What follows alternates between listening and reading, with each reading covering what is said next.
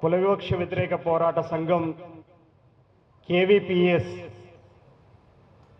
వివిధ సామాజిక ప్రజా సంఘాలు, వేదిక మీద ఉన్నటువంటి ప్రజా సంఘాలు, ఇంకా అనేక సంఘాలకు సంబంధించినటువంటి వాళ్ళు కూడా హాజరు కావాల్సి ఉండే కొంతమంది దారిలో ఉన్నారు. జేబీ రాజు గారు, డాక్టర్ అప్పికట్ల భరత్ భూషణ్ గారు, అట్లాగే జాన్ వెస్లీ గారు దారిలో ఉన్నారు. వాళ్ళు వస్తారు, జాయిన్ అవుతారు. కేవీపీఎస్ ఆధ్వర్యంలో రాష్ట్ర వ్యాప్తంగా ఏప్రిల్ నెల మొత్తాన్ని సలీమా గారు, తెలంగాణ సాహితీ రాష్ట్ర ఉపాధ్యక్షురాలు, వారిని వేదిక మీదకి రావాల్సిందిగా కోరుతున్నాను. రాష్ట్ర వ్యాప్తంగా ఏప్రిల్ నెలని మహాత్మా జ్యోతిబా పూలే పుట్టినరోజు ఏప్రిల్ 11వ తేదీ, డాక్టర్ బిఆర్ అంబేద్కర్ పుట్టినటువంటి తేదీ ఏప్రిల్ 14వ తేదీ, ఏప్రిల్ 22వ తేదీన రష్యా విప్లవ నేత లెనిన్ పుట్టినటువంటి రోజు. ఇలాంటి మహనీయులు అనేక మంది ఈ నెలలోనే జన్మించినటువంటి నెలగా ఉండటం వల్ల ఏప్రిల్ నెల మొత్తాన్ని మహనీయుల మాసంగా పాటించాలని కులవివక్ష వ్యతిరేక పోరాట సంఘం నిర్ణయం తీసుకుంది. కులరహిత సమానత్వ సాంస్కృతిక ఉత్సవాలని అన్ని జిల్లాల్లోతో పాటు మండల స్థాయిలో, జిల్లా స్థాయితో పాటు రాష్ట్ర స్థాయి కూడా ఈరోజు ఇక్కడ మనం కార్యక్రమాన్ని నిర్వహించుకుంటున్నాం. ఈ కార్యక్రమం సందర్భంగా ఈరోజు చాలామంది కుల వివక్ష అంటరానితనం ఇంకెక్కడ ఉంది, అందరూ కలిసి తిరుగుతున్నారు, కలిసి తింటున్నారు, అందరూ కలిసిమెలిసి జీవిస్తున్నారు, ఇంకా ఎక్కడ కులం ఉంది, కుల వివక్ష ఇంకెక్కడ ఉంది అని చెప్పేసి చాలామంది అంటున్నారు. వాస్తవంగా ఎప్పుడో 20 ఏళ్ల కిందట ఉన్నటువంటి కుల వివక్ష రూపాలు ఇప్పుడు కనపడకపోవచ్చు, కానీ కొన్ని కనిపిస్తున్నాయి, కొన్ని కనపడట్లేవు. కానీ ఇంకా కుల వివక్ష అంటరానితనం అనేటువంటిది గ్రామాల్లో ప్రత్యక్షంగా, పట్టణాల్లో పరోక్షంగా ఇంకా కొనసాగుతున్నటువంటి పరిస్థితి ఉంది. మనందరికీ తెలుసు, పట్టణాలలో ఇల్లు కిరాయికి ఇవ్వాలి అని చెప్పేసి అంటే మీరు శాకాహారులా మాంసాహారులా అని అడుగుతున్నటువంటి పరిస్థితి ఉంది. చాలా పట్టణాలలో బోర్డులు పెడుతున్నటువంటి పరిస్థితి ఉంది.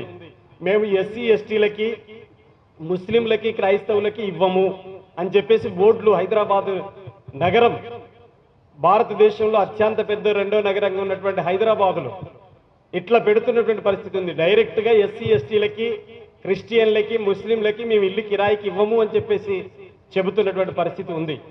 ఈనాటికి గ్రామాల్లో దేవాలయాల ప్రవేశ నిరాకరిస్తున్నటువంటి గ్రామాలు ఉన్నాయి. మీ అందరికీ తెలుసు, నాగర్ కర్నూలు జిల్లాలో మొన్న ఇటీవలి కాలంలో దుర్గామాత ఉత్సవాలు జరిగినప్పుడు ఎస్సీ మాలలు గుడిలోకి వెళ్ళినందుకు మీరు మాల వాళ్ళు గుడిలోకి రావద్దు అని చెప్పేసి దేవుడు పూనకం ఊగినటువంటి పరిస్థితి ఉంది. దేవుడు ఊగుతూ కూడా మీరు రావద్దు మాలలు అని చెప్పేసి చెప్పింది కూడా ఉంది. ఇక్కడ పక్కనే హైదరాబాదుకి అతి సమీపంలో 20 కిలోమీటర్లకు షామీర్పేటలో శ్రీరామనవమి ఉత్సవాలు జరిగితే దళితులు మీరు గుడిలోకి రావద్దు అని చెప్పేసి గెంటేసినటువంటి పరిస్థితి ఉంది. ఇది మేడ్చల్ జిల్లా షామీర్పేట అతి సమీపంలో ఉంది. అంటే హైదరాబాద్కి 20 కిలోమీటర్ల దూరంలో ఉన్నటువంటి పరిస్థితి ఉంది.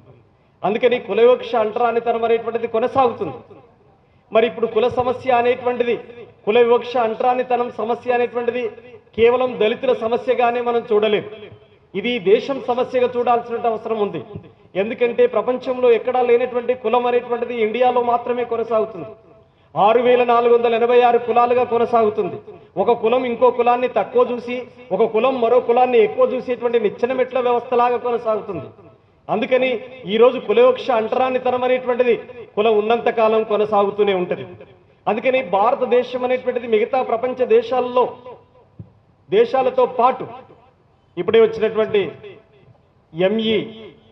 ఎంఐఎఫ్ రాష్ట్ర వ్యవస్థాపక అధ్యక్షులు డాక్టర్ ఆరేపల్లి రాజేందర్ గారిని వేదిక మీదకి సాదరంగా ఆహ్వానిస్తున్నాను. అట్లాగే బంధు సొసైటీ అధ్యక్షులు పల్లాల వీరస్వామి గారిని వేదిక మీదకి రావాల్సిందిగా కోరుతున్నాను. కాబట్టి కులం సమస్య అనేటువంటిది, కుల వివక్ష అంటరానితనం అనేటువంటిది కేవలం దళితుల సమస్యగానే కాదు, ఇది దేశం సమస్యగా గుర్తింపు చేయాల్సినటువంటి అవసరం, బాధ్యత మనందరిపైన ఉంది. చాలా మంది చాలా గ్రామాలలో, మండల కేంద్రాల్లో, జిల్లా సెంటర్లలో ప్రత్యేకించి హిందూ సమ్మేళనాలు పెడుతున్నారు.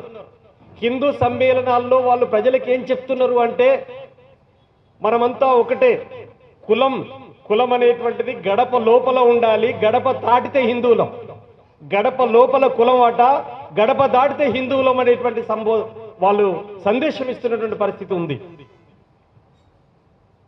హిందువులు, ముస్లింలు, క్రైస్తవులు అనేటువంటి ఏ మతం ఉన్నా బొల్లి ఆదమరాజు గారిని వేదిక మీదకి ఫస్టే పిలిచాం.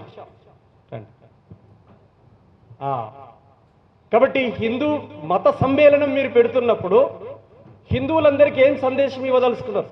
ఉన్మాదాన్ని, విద్వేషాన్ని రెచ్చగొట్టేటువంటి ఉపన్యాసాలు దాంట్లో చేస్తున్నారు. హిందూ సమ్మేళనాల్లో ఏమని చేస్తున్నారు? దాంట్లో హిందువులందరూ బంధువులే అనేటువంటి మాట చెబుతున్నారు. గడప లోపల కులం, గడప దాటితే హిందువులం అంటున్నారు. మరి ఈ తెలంగాణ రాష్ట్రంలో 143 కుల దురహంకార హత్యలు జరిగితే, అగ్రకుల హిందువు నిమ్నకుల హిందువును చంపితే ఆ హిందూ సమ్మేళనం దాన్ని ఖండిస్తుందా అని చెప్పేసి ఈ వేదిక ద్వారా అడుగుతా ఉన్నాం.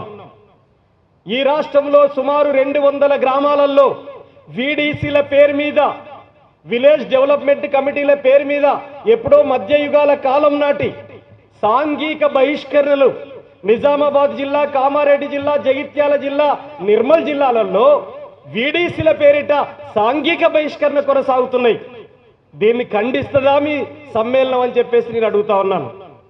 అంతేకాదు, హిందువులందరూ బంధువులే అని చెబుతున్నటువంటి మీరు ఈ రాష్ట్రంలో దళితుల మీద దాడులు, దౌర్జన్యాలు చాలా పెట్టరేగిపోతున్నాయి. వీటన్నింటినీ అరికట్టాలని, ఇవన్నీ లేకుండా చేయాలని చెప్పేసి మాట్లాడగలిగేటువంటి దమ్ము, చిత్తశుద్ధి, ధైర్యం మీకుందా అని చెప్పేసి అడుగుతా ఉన్నాను. పైగా కులాన్ని పెంచి పోషించడానికి, కుల విద్వేషాలు రెచ్చగొట్టడానికి రకరకాల ప్రవచనాలు వల్లించేటువంటి వాళ్ళు, సిద్ధాంతిగా చెబుతున్నటువంటి వాళ్ళు మాట్లాడుతున్నారు. చిన్నజీయర్ స్వామి ఏం చెప్తున్నాడంటే మీ అందరికీ తెలుసు కదా, ఈ కులం ఇట్లాగే ఉండాలండి, మీ కాలు రెక్కలు కష్టపడుతుంటే కడుపు కూర్చొని తింటుంది కదా, అగ్రకులం నిమ్నకులం ఉండాల్సిందేనండి అనేటువంటి మాట ఆయన అంటున్నాడు. కోడి మాంసం తినేటోడికి కోడి ఆలోచనలు వస్తున్నాయి అంటున్నాడు, పంది మాంసం తింటే పంది ఆలోచనలు వస్తున్నాయి అంటున్నాడు, గొడ్డు మాంసం తింటే గొడ్డు ఆలోచనలు వస్తున్నాయి అంటున్నాడు.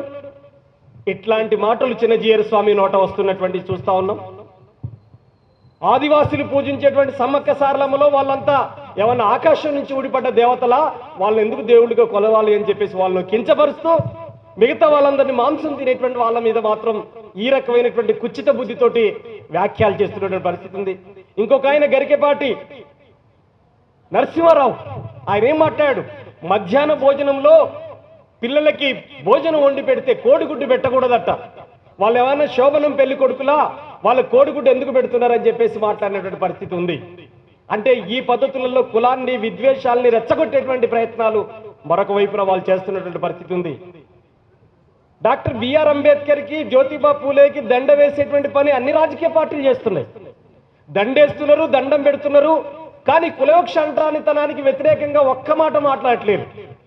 మీ అందరికీ తెలుసు కదా, ఈ సందర్భం వచ్చిన ప్రతి అంబేద్కర్, పూలే జయంతుల సందర్భం వచ్చినటువంటి ప్రతిరోజు ఏప్రిల్ 14, డిసెంబర్ 6, నవంబర్ 28, ఏప్రిల్ 11 ఈ తేదీలు వచ్చినప్పుడల్లా అంబేద్కర్, పూలే వాళ్ళ ముఖాలు కూడా కనపడనంత పెద్ద ఎత్తున దండలేస్తున్నారు.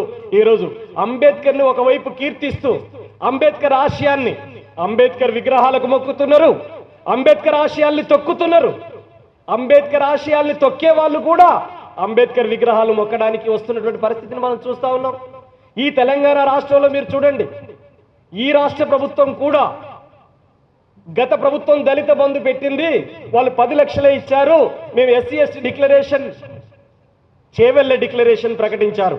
పైగా వాళ్ళ మల్లికార్జున ఖర్గే గారు, వాళ్ళ ఆల్ ఇండియా ప్రెసిడెంట్ గారితో అది ప్రకటించారు. మేము 12 లక్షలు ఇస్తాం, దాని పేరు అంబేద్కర్ అభయాస్తం అన్నది ఇచ్చారా? ఈ రాష్ట్రంలో ఒక్కరికంటే ఒకరికి ఇచ్చారా? 16 లక్షల మంది రాజీవ్ యువశక్తి కింద అప్లై చేసుకున్నారు. ఎంతమందికి రుణాలు వచ్చినాయి? ఎస్సీ కార్పొరేషన్ కంప్లీట్ నిర్వీర్యం చేసినటువంటి పరిస్థితి ఉన్నది. వాళ్ళకి ఆర్థిక స్వావలంబన లేకుండా, ఆర్థిక ప్రగతి లేకుండా ఎలా ముందుకు పోగలరు?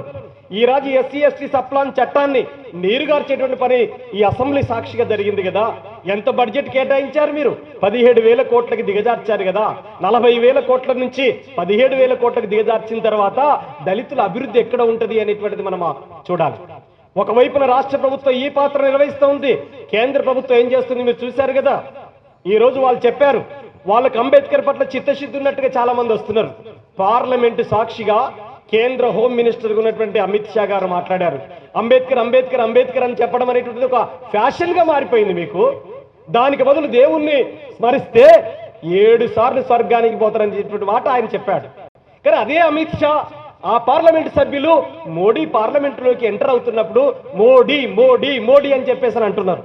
మరి మోడీ అంత గొప్పవాడైతే అంబేద్కర్ను అంత చిన్నవాడిగా చూసేటువంటి పని మీ సిద్ధాంత భూమికలోనే అంబేద్కర్ విగ్రహాలకు మొక్కేటువంటి సంస్కృతి, అంబేద్కర్ ఆశయాల్ని తొక్కడమే కాదు, అంబేద్కర్ విగ్రహాల్ని కూల్చడమే కాదు, అంబేద్కర్ యొక్క ఆనవాళ్లు కూడా లేకుండా చేయాలనేటువంటి కుట్రలు కుతంత్రాలు కలిగినటువంటి సంస్థగా ఆర్ఎస్ఎస్ బీజేపీ మన కళ్ళ ముందు కనిపిస్తూ ఉంది. మీ అందరికీ తెలుసు వాళ్ళ స్వభావం ఎటువైపు. ఈరోజు కుల దురహంకార హత్యలు జరిగినప్పుడల్లా బాధితుల తరపున మన ఇక్కడ సామాజిక ప్రజా సంఘాలు, కమ్యూనిస్ట్ పార్టీలు పెద్ద సంఖ్యలో బాధితుల తరపున నిలబడితే హంతకుల తరపున ఆర్ఎస్ఎస్ బీజేపీ నిలబడ్డది. వీటన్నిటికీ ప్రత్యక్ష ఉదాహరణలు కూడా మన దగ్గర ఉన్నాయి.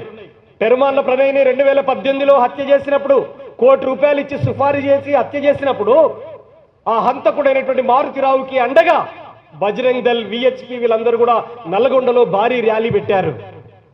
బాధితుల తరపున 48 గంటల పాటు డెడ్ బాడీతో కేవీపీఎస్ తో పాటు ఇక్కడ ఉన్నటువంటి అన్ని ప్రజా సంఘాలు అక్కడ ఉంటే హంతకుల తరపున మాత్రం ఆర్ఎస్ఎస్ బీజేపీ నిలబడ్డది మనం చూస్తా ఉన్నాం. అందుకనే ఆర్ఎస్ఎస్ బీజేపీ పాత్ర ఒకవైపున ఎస్సీ ఎస్టీ సప్లాన్ చట్టాన్ని నీరుగార్చడానికి నీతి ఆయోగ్ని ప్రయోగించింది, ఈరోజు బడ్జెట్ లేకుండా చేస్తున్నటువంటి పరిస్థితి ఉంది. మరొక వైపున ఎన్ఆర్ఈజీఎస్ని మనందరికీ తెలుసు, జాతీయ గ్రామీణ ఉపాధి హామీ చట్టాన్ని కంప్లీట్ నీరుగార్చేటువంటి పని చేస్తూ ఉంది.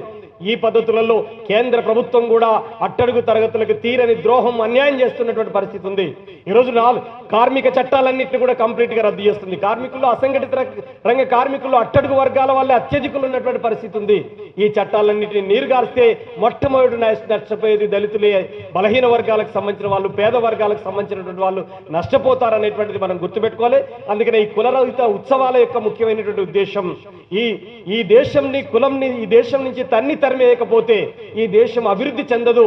ఈ దేశం ఒక్కడుగు కూడా ముందుకేసేటువంటి పరిస్థితి లేదు. పైగా పేదల్ని అణిచివేయడానికి, పేదల్ని దోచుకోవడానికి కులాన్ని పాలక వర్గాలు ఒక సాధనంగా వాడుకుంటున్నాయి. వివక్షని, అంటరానితనాన్ని యథేచ్ఛగా కొనసాగించడానికి ప్రయత్నం చేస్తున్నాయి. అందుకనే కులం లేని సమాజం వైపు కేవలం కేవీపీఎస్ ఒక సంఘమో చేస్తే ఈ కుల వివక్షని, అంటరానితనాన్ని అరికడతామని చెప్పి కేవీపీఎస్ అనుకోవట్లే. ఈ సమాజంలో అభ్యుదయ శక్తులు, ప్రగతిశీల శక్తులు, కమ్యూనిస్టులు, అంబేద్కర్ వాదులు, పూలే వాదులు, ఇంకెవరైనా కలిసి వచ్చేటువంటి వాళ్ళందరినీ కలుపుకొని కులం లేని సమాజం వైపు ప్రయాణం చేయటం కోసమే ఈ కులరహిత సమానత్వ సాంస్కృతిక ఉత్సవాలు జరుగుతున్నాయి. ఇప్పటికే 11 జిల్లాల్లో జిల్లా స్థాయిలో జరిగినాయి. ఇంకా కొన్ని జిల్లాల్లో రేపటి నుంచి కూడా కొనసాగుతున్నాయి. ఈ నెల చివరి వరకు కూడా కులరహిత సమానత్వ సాంస్కృతిక ఉత్సవాల్ని నిర్వహించబోతున్నాం. అందులో భాగంగానే ఈరోజు రాష్ట్ర స్థాయి ఉత్సవాలు నిర్వహిస్తా ఉన్నాం. ఈ సభకి హాజరైనటువంటి మీ అందరికీ ముందుగా ధన్యవాదాలు తెలియజేస్తూ ఈ కార్యక్రమంలో వివిధ ప్రజా సంఘాల నాయకులు హాజరయ్యారు.